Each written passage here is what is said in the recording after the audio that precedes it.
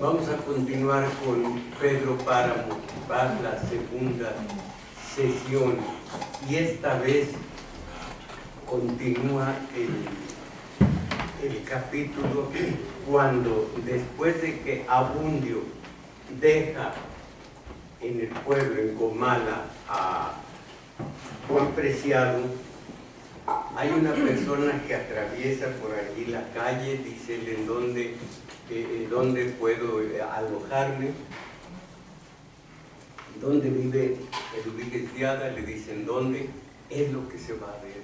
Y junto a eso el contraste de el pueblo, tanto en el recuerdo de Doloritas, la esposa, la mamá de Juan Preciado, como en la propia visión de Pedro Páramo cuando está de unos 10, 12 años. Es una Comala hermosa, idílica, muchas gracias, muy diferente a la Comala que creó Pedro Páramo. Ahora, es un poco difícil hablar de símbolos antes de que escuchen ustedes este par de visiones de Comala, las dos. Supongo que ya que lo lean, pues comento con ustedes, porque de otra manera estaría yo hablando de algo que no conocen en este momento.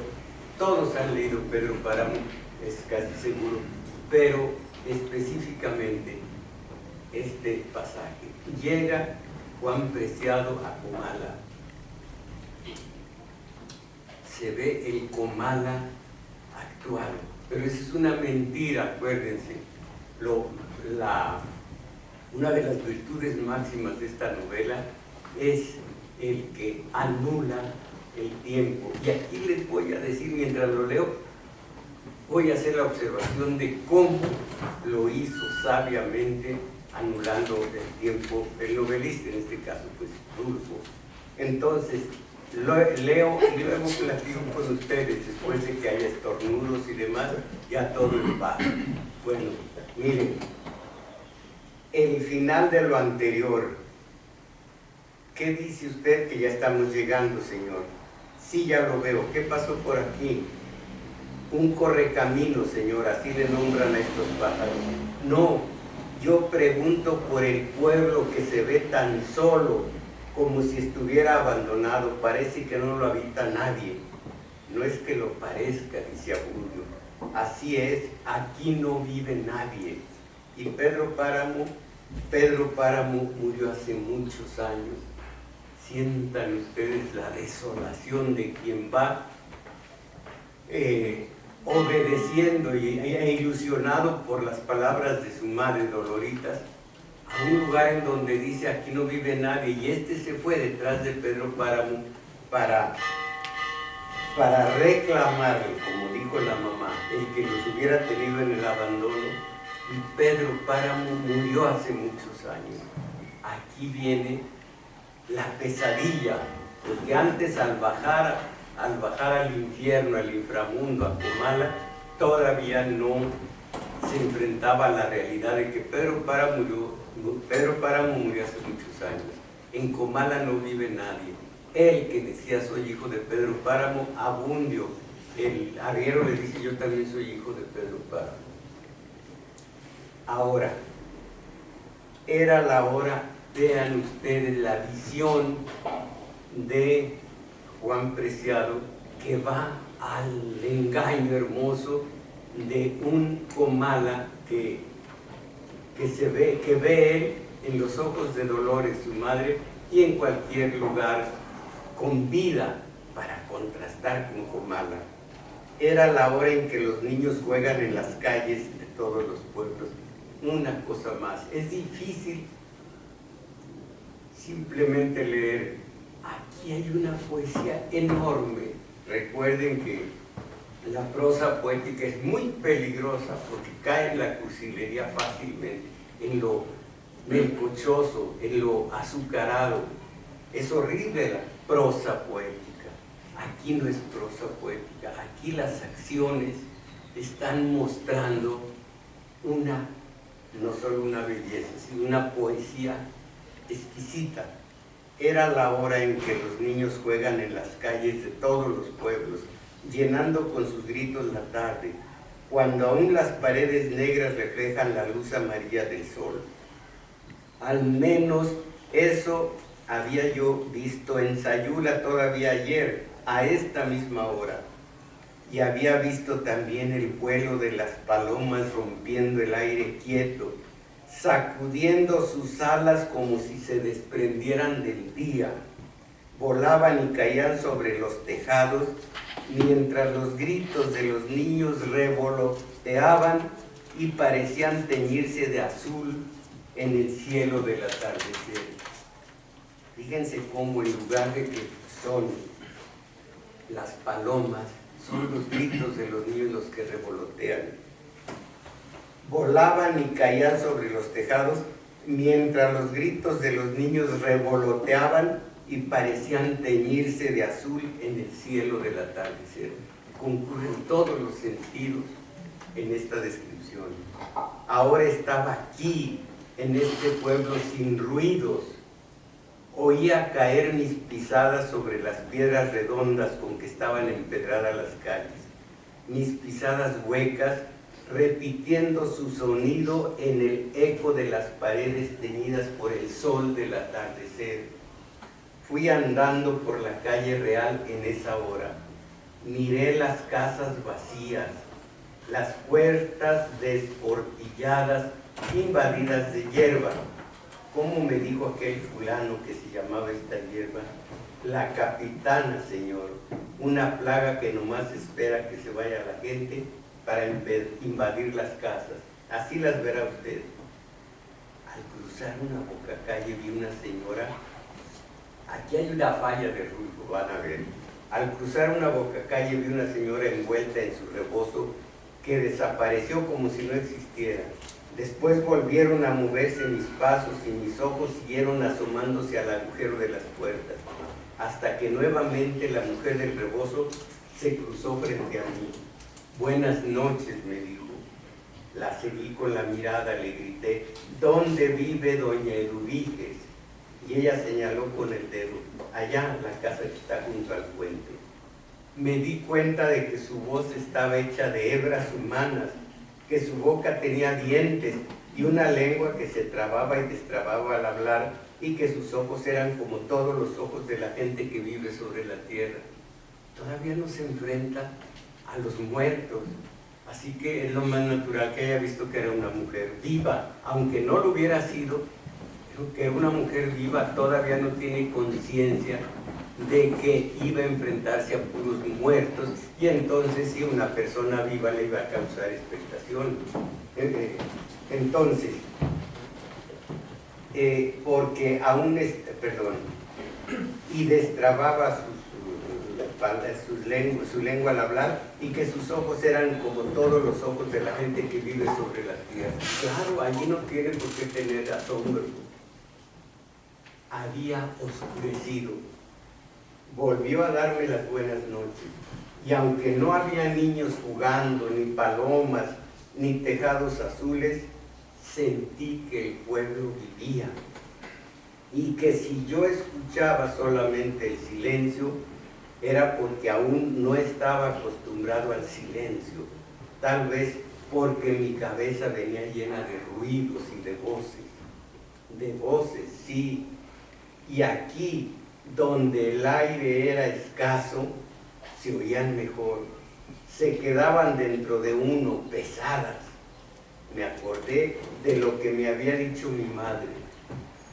Allá no oirás, allá me oirás mejor, estaré más cerca de ti, encontrarás más cercana la voz de mis recuerdos que la de mi muerte, si es que alguna vez la muerte ha tenido alguna voz.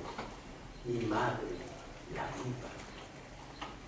Hubiera querido decirle, te equivocaste de domicilio, me diste una dirección mal dada, me mandaste al dónde es esto y dónde es aquello, a un pueblo solitario, buscando a alguien que no existe.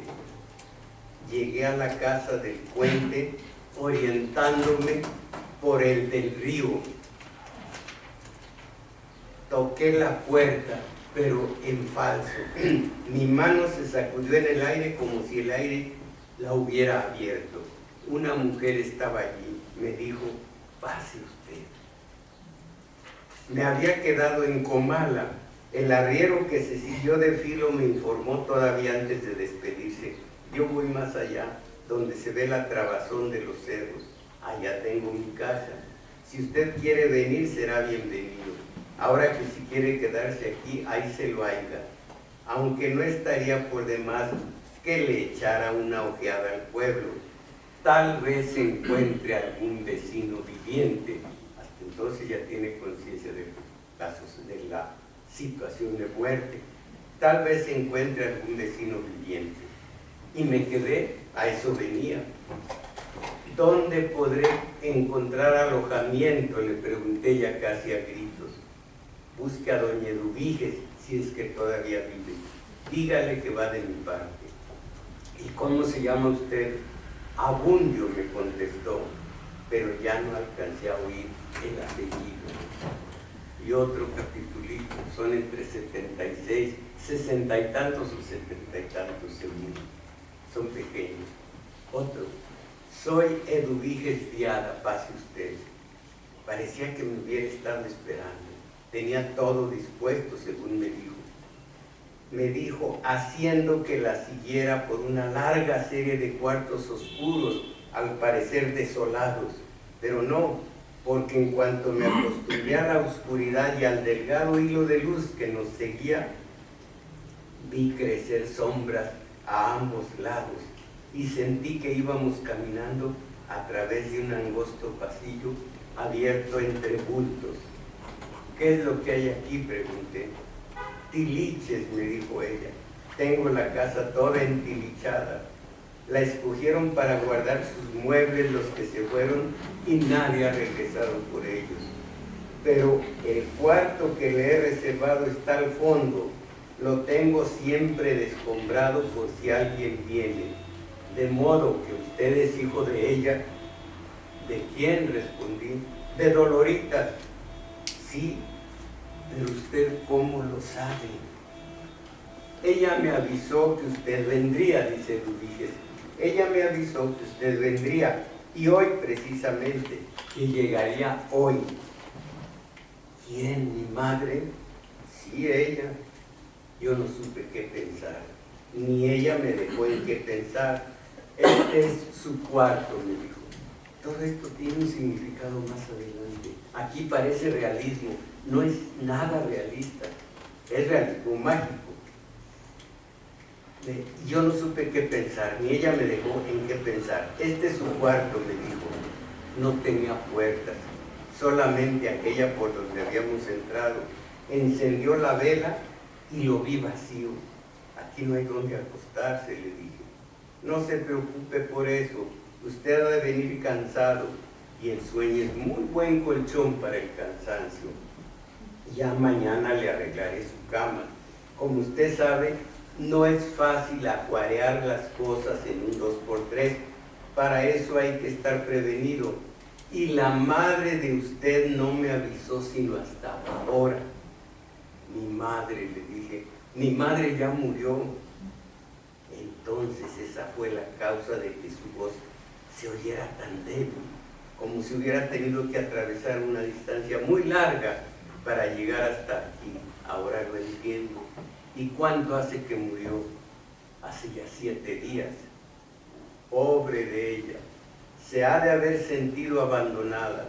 Nos hicimos la promesa de morir juntas, de irnos las dos para darnos ánimo una a la otra en el otro viaje, por si se necesitara, por si acaso encontráramos alguna dificultad. Éramos muy amigas, nunca le habló de mí, no, nunca. Me parece raro. Claro que entonces éramos unas chiquillas y ella estaba apenas recién casada, pero nos queríamos mucho. Tu madre, era tan bonita, tan, digamos, tan tierna, que daba gusto quererla, daban ganas de quererla, de modo que me lleva ventaja, ¿no? Pero ten la seguridad de que la alcanzaré. Solo yo entiendo lo lejos que está el cielo de nosotros, pero conozco cómo acortar las veredas. Todo consiste en morir, Dios mediante, cuando uno quiera y no cuando Él lo disponga. O si quieres, forzarlo a disponerlo antes de tiempo. Aquí está la anulación del tiempo. Ella ya está muerta. Dice, voy a hacer esto, cuando ya lo hizo. Entonces, este es un presente que habla del porvenir, voy a hacer, pero ya lo hizo. Entonces, ¿cuál es el presente? ¿Cuál es el pasado? Es hermosísima, el recurso hermoso que logró Rulfo para que no haya tiempo. Voy a hacer esto, pues si ya lo hizo. Así que eso es muy importante, por eso lo aclaro. Cuando se dice que se anuló el tiempo, es porque está hablando de un futuro cuando ya es un pasado, pero ese pasado y ese futuro es un presente, ahorita está sucediendo. Pero ten la seguridad de que la alcanzaré a Dolores. Solo yo entiendo lo lejos que está el cielo de nosotros, la enorme desesperanza. Pero conozco cómo acortar las veredas, todo consiste en morir, Dios mediante, cuando uno quiera y no cuando Él lo disponga. O si tú quieres forzarlo a disponer antes de tiempo. Perdóname que te hable de tú, lo hago porque te considero como mi hijo. Sí, muchas veces dije, el hijo de Dolores debió haber sido mío. Después te diré por qué. Lo único que quiero decirte ahora es que alcanzaré a tu madre en alguno de los caminos de la eternidad. Hace 7 días murió la madre. Lo dije ya hace mucho, pero está hablando del futuro. Alcanzaré a tu madre en alguno de los caminos de la eternidad. Yo creí que aquella mujer estaba loca. Luego ya no creí nada. Me sentí en un mundo lejano y me dejé arrastrar. Mi cuerpo, que parecía aflojarse, se dobló ante todo. Había soltado sus amarras y cualquiera podía jugar con él como si fuera de trapo. Estoy cansado, le dije. Ven a tomar antes algún bocado, algo de algo, cualquier cosa. Iré después. Aquí dejamos a Juan Preciado con una Eduviges de Hada. Lo vamos a ver y esto ya se conoce. Ella es difunta.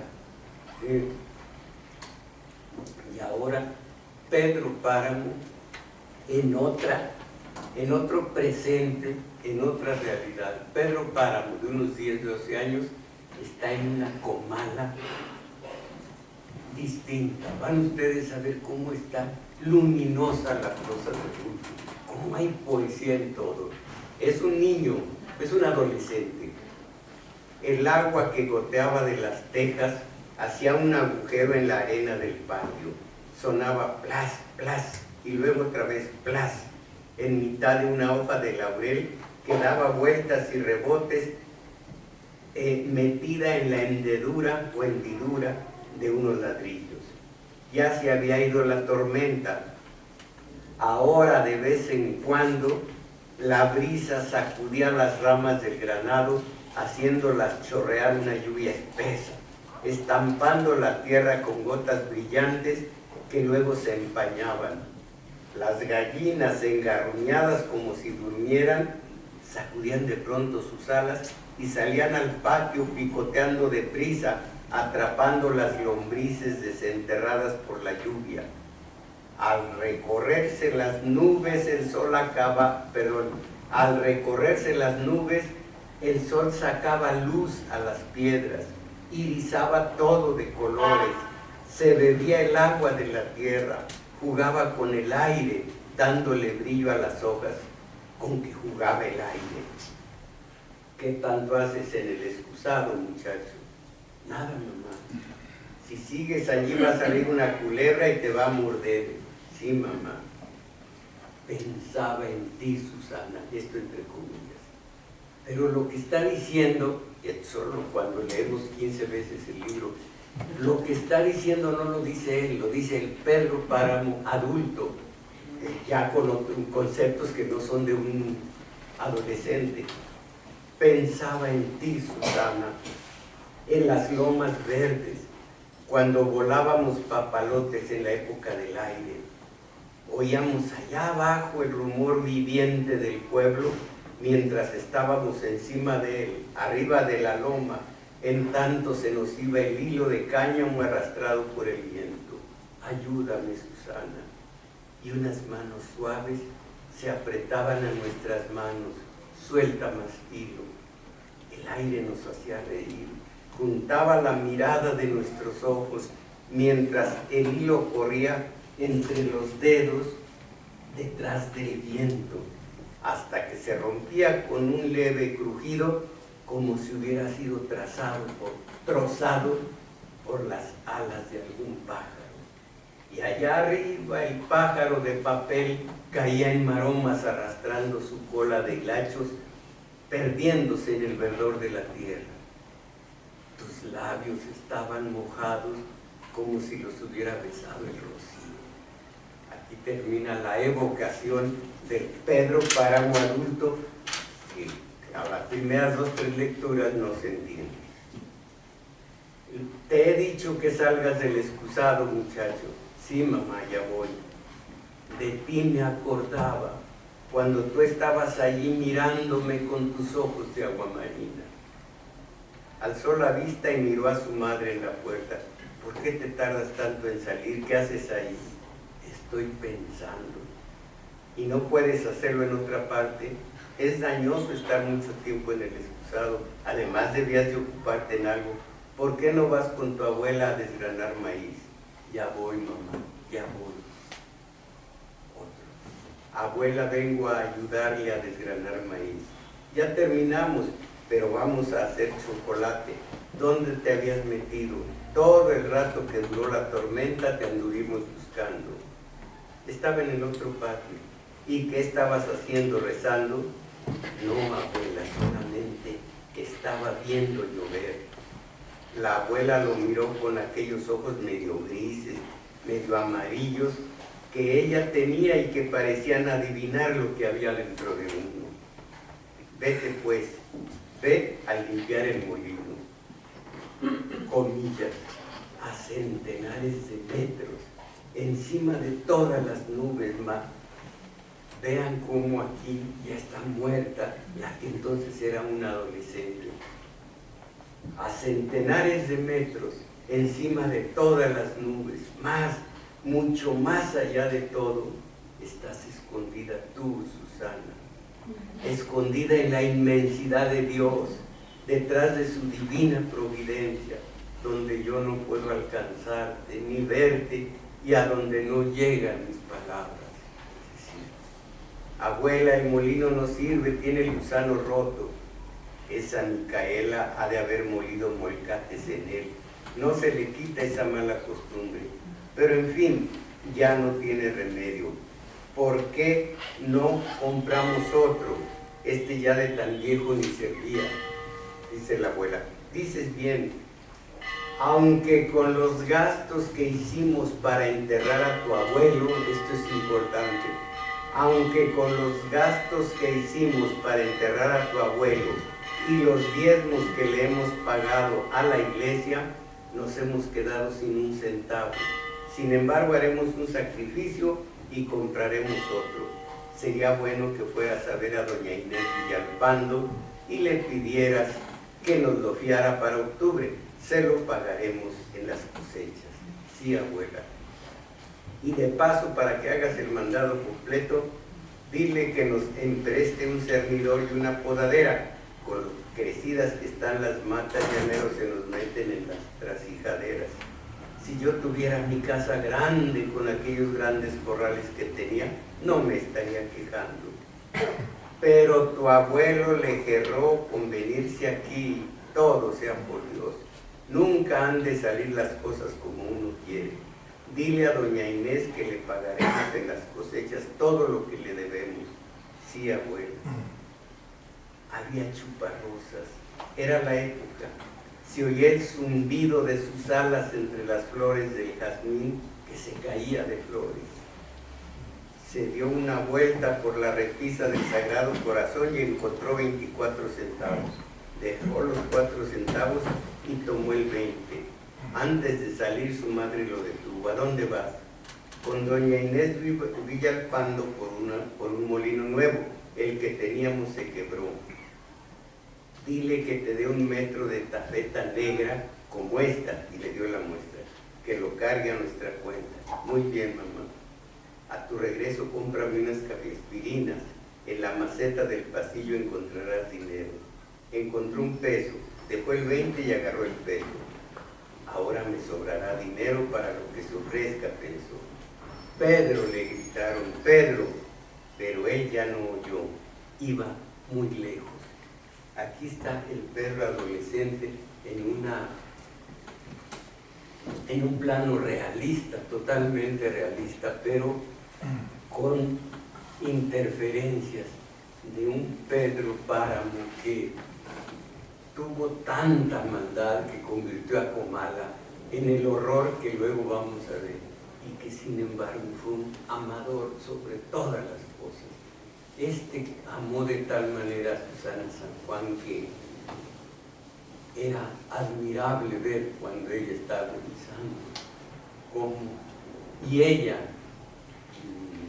disvariando acerca de un Florencio, él está calladito, callado junto a ella.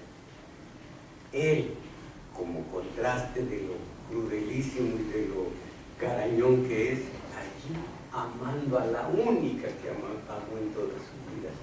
Aquí tenemos un contraste muy acusado entre el Comala, que ya es un purgatorio, que es un campo santo, que es un hervidero de ecos, de susurros, de murmullos, de quejidos, de puros muertos. Y el Comala, cuando este Pedro adolescente vive ya con el amor de Susana, cuando dice de paso que nos quedamos sin dinero para las exequias de tu abuelo, allí es muy importante ver cómo cuando crece Pedro, como nadie sabe quién mató a don Lucas, el horror que ocurre con un Pedro Páramo vengativo. Todo ocurre sin tiempo o con muchos instantes en donde no se puede entender dónde está el pasado, dónde está el futuro. Todo es presente, presente, pasado, presente, futuro. No se puede decir de otra manera. Ahora, ha habido muchísimas, pero muchísimas interpretaciones de la novela.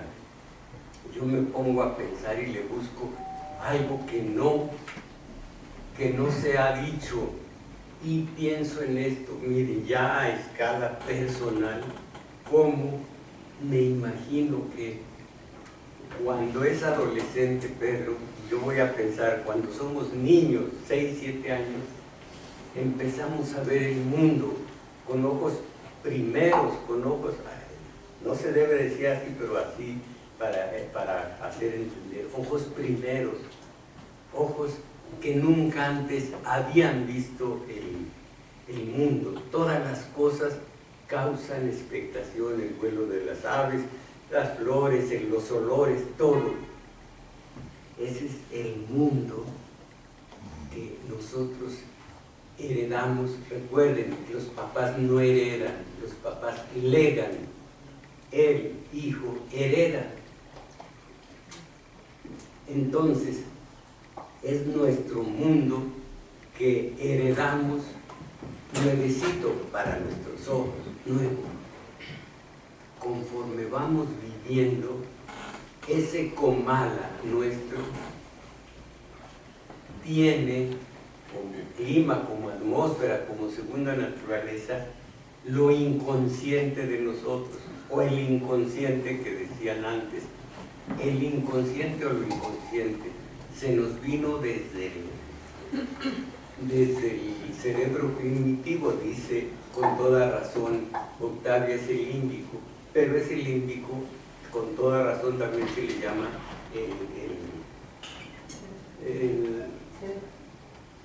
claro que cerebro, reptiliano. Es el primer cerebro y es el de reptil. Después viene el meso y luego el actual. 3 cerebros. Nos trajimos mucho de los instintos, caramba, mucho de los instintos de lo inconsciente. Acuérdense que decía Freud, el ello, el yo y el superyo. Nos traemos del ello muchísimas, una fauna de animales que son los instintos. El yo intenta domarlos y no lo logra, y el superyo lo único que logra es disimularlos. En la civilización estamos con caretas, aparentemente somos buenas personas y demás, pero no vamos al cine de ayer. Bueno, entonces, allí está Pedro Páramo con su Comala particular. ¿Qué hagamos de él? Depende de cómo manejamos lo inconsciente y cómo la razón nos dice hay que portarse así, la razón nos dice hacer esto, hacer aquello, y vamos al colegio, vamos al seminario, y la razón nos dice qué hacer. Pero los instintos, a Pedro Páramo lo ganaron los instintos todos. Hace desdichadas a tantas mujeres, hace desdichados a tantos hombres. Nosotros con nuestro Comala, esperando a ver cómo la moldeamos. Y nosotros tenemos sentimientos, pensamientos, pasiones, emociones, reacciones. Todo esto está agolpándose en nuestro pueblo de Comala. Algunos siguen con la herencia de un Comala fresquecito, hermoso, flamante, y algunos lo van transformando en ese pueblo en el horror que hicieron entre 2 individuos. ¿Quién conoce Pedro Páramo y que me diga los 2 nefastos? ¿No se acuerdan? Pedro Páramo y su hijo Miguel Páramo, que cuando niño no se supo, la mamá se murió, pero quién sería, quién sabe.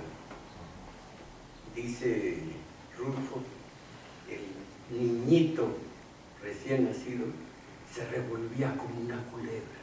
Eso fue durante toda su vida. Ellos 2 arruinan Comala. Entonces pienso en nuestro instinto, nuestra manera de manejar el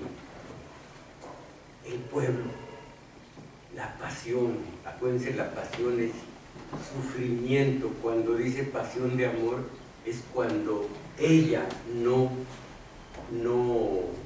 ama a él, y el despechado no sabe amar, porque el verdadero amor, como el de Pedro Páramo, no necesita, no requiere correspondencia, ama. Otra cosa es la amistad. No puede haber amistad de uno a otro si la otra persona no acepta, y son 2 amigos. En el amor no, es amar.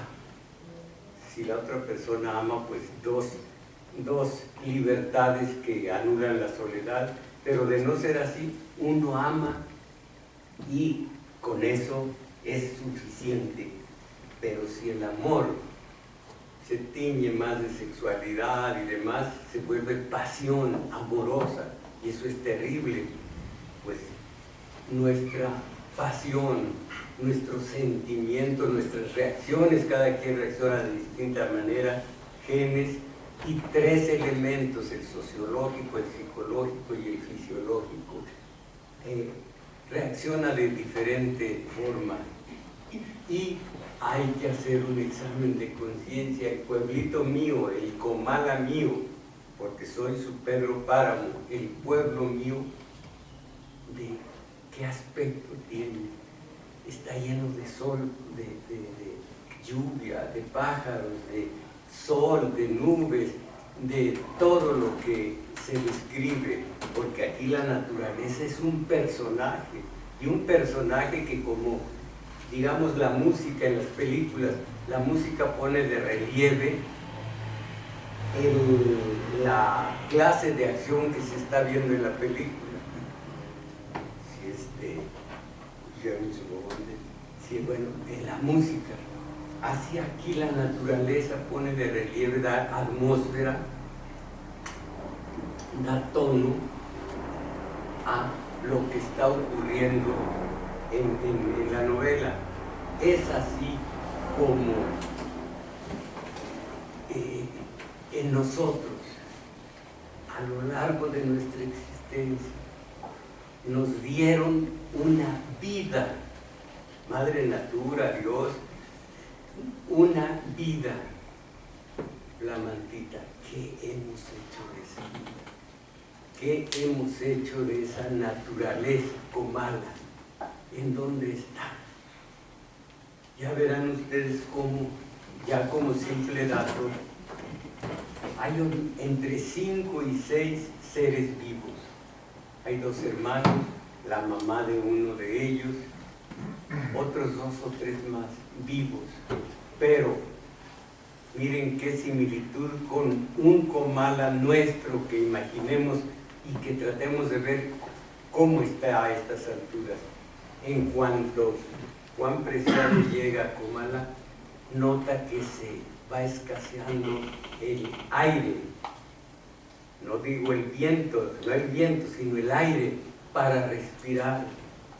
De ahí en adelante, cada vez más, verán ustedes lo fantasmal del poblado, en una realidad del pasado. ¿Se acuerdan que les dije que noto 2 planos en Comala? Les digo en Pedro Páramo, la novela, 2 planos horizontales y uno vertical. Esto no creo que les diga mucho, que no les interese, porque esto ya es mentalizar y no estamos en un taller de redacción, pero en fin, de novela. Un plano del Pedro Páramo joven, otro plano del Pedro Páramo histórico, donde entra la Revolución Mexicana, entra la cristera, entra todo lo que es el tiempo transcurrido desde más o menos 1905 hasta hasta iniciado más bien el problema de la cristera. Yo calculo que Pedro Páramo murió de unos 60 años más o menos. Entonces, allí es un segundo plano, donde sale a escena Fulgor Sedano, Miguel Páramo, el cura, su sobrina, ¿quién más? No recuerdo en este momento. Bueno, Dorotea y Damiana, muy importantes. Dorotea y Damiana, vivas todavía. Y luego pienso en un plano vertical en donde se va metiendo, se va internando la historia en estos personajes ya muertos. Miren ustedes esta maravilla. Esto, como les digo, ya son asuntos. Miren, el principio, ¿cómo es el principio de la novela? Díganlo algo. Vine a Comala porque me dijeron que acá vivía un tal Pedro Páramo. Mi madre me lo dijo, todo lo demás. Bueno, y quien no es muy ducho en esto, ni muy estudiado, ni ha escrito novelas, bueno, pues el autor pone en primera persona el relato. Me estoy presentando. Vine a Comala y el lector dice, ya entendí. No, nunca se refieren al lector. Oigan esto, nomás para que se den cuenta, yo admiro esta novela. Vine a Comala porque me dijeron que acá vivía mi padre, un tal Pedro Páramo, mi madre me lo dijo y yo lo prometí que vendría a verlo en cuanto ella muriera. Muchas páginas más adelante, ¿quieres hacerme creer que te mató el ahogo, Preciado? Vine a Comala, no se lo dice a uno, se lo está diciendo a otro muerto, le dice Doroteo. Dice Dorotea, pero a estas alturas es igual. Muere uno, se muere la otra y quedan empalmados, lo echan en un hoyo. Vine a Comala porque me dijeron, y luego ya va narrando, y dice ella, ¿me vas a hacer creer que te mataron los ahogos? Fíjense qué hermoso cuando ya entiende uno la novela. Porque quien no la conoce, quien no entiende esto dirá, es convencional la situación. En principio dice lo que dice el coro griego. En el coro griego, sobre todo en uno más primitivo, gigantesco, pero más primitivo, Esquilo, hay un gran coro que, un coro y un mensajero. Dice el mensajero, oh, príncipe, sábete que ya te dieron en todas las... Ese es y el coro, oh, que todos los dioses vengan en nuestra ayuda porque vamos a morir, vamos a hacer...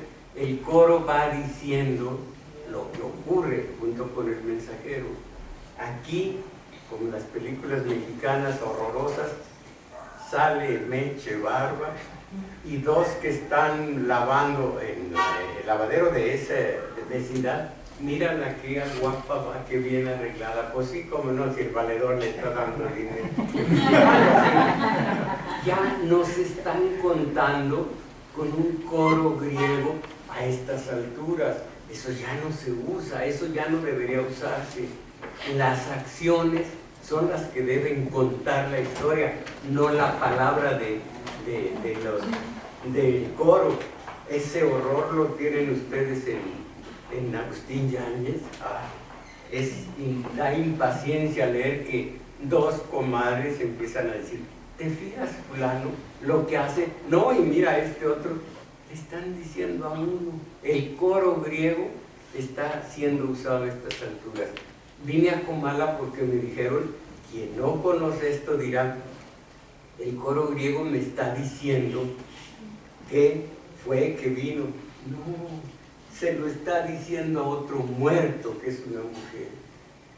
Admiro muchísimo esto, todo lo que tiene de poesía, todo lo que tiene de misterio, todo lo que tiene de planos superpuestos, de tal manera que uno dice, bueno, ¿cuándo ocurrió esto? Está ocurriendo ahorita y va a ocurrir mañana, y es el puro plano temporal presente. Piensen que Eduviges de Ada planea suicidarse y ya es un cadáver. Lástima que no podemos leer la novela del corrido de principio a fin. Tengo que adelantarme y alguno dirá, pues estás matando la expectación. Pero es que ya es muy conocido Pedro Páramo, y de otra manera, ¿cómo se puede explicar esos planos superpuestos que digan, me voy a suicidar? Ya lo dice un ánima en pena. Son puras ánimas en donde Comala, y vamos a ver el Comala nuestro, tiene una palabra clave, pecado, porque allí no se trata de decir delitos o algo, sino a la manera católica, pecado. Todos hablan de pecado, de remordimiento, de llamas del fuego eterno, de purgatorio, de expiación. Todo esto con un cura que cómo va a lidiar la situación si él mismo ya perdió la fe, si él mismo es un descreído, si hace cosas tan malas a escala de su ministerio, como decir, todos los que se sientan sin pecado, arrímense a comulgar. Terrible. Pero él ya no tiene fe. Y en ese lugar Comala, piensen en el de uno, no se dan las frutas, la uva y demás, dulces, todas son agrias. Todo lo que se da en la Comala posterior, en la Comala de Pedro Páramo, todo lo que se da está ácido.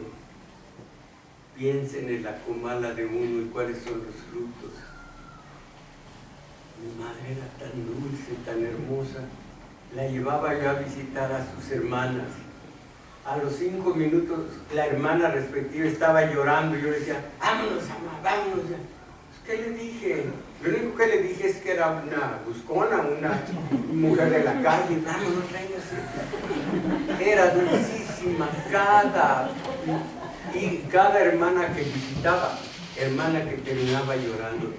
Mi madre quería hacer el bien, pero como su comala particular, uvas ácidas, frutas amargas.